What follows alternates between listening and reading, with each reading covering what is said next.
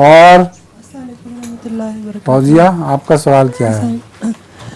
حضور اگر دنیا عارضی ہے اور جنت دائمی تو کیا اس سے یہ مراد ہے کہ کائنات کی بعض ڈائمینشنز کبھی ختم نہیں ہوں گی؟ کون سی ڈائمینشن؟ اگر دنیا عارضی ہے اور جنت دائمی تو کیا اس دنیا سے عارضی ہے تو پکی بات ہے، اور جنت دائمی ہے جنت دائمی. تو کیا اس سے یہ مراد ہے کہ کائنات کی بعض ڈائمینشنز کبھی ختم نہیں ہوں گی؟ اس سے میں نتیجہ نہیں سمجھا، کس طرح نکالا تھا نے؟ مجھے تو اس سے یہ نتیجہ نہیں نظر آتا. اگر کائنات نے ایک دفعہ ختم ہو جانا ہے، وہ رول ہو کے ختم ہو جانا ہے، کائنات تو ختم ہو جائے گی، پھر دوبارہ شروع ہو جائے گی. تو جنت کہاں ہوگی؟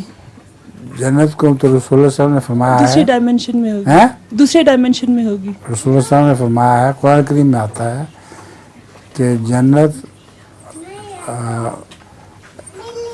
ساری کائنات پر حاوی ہے.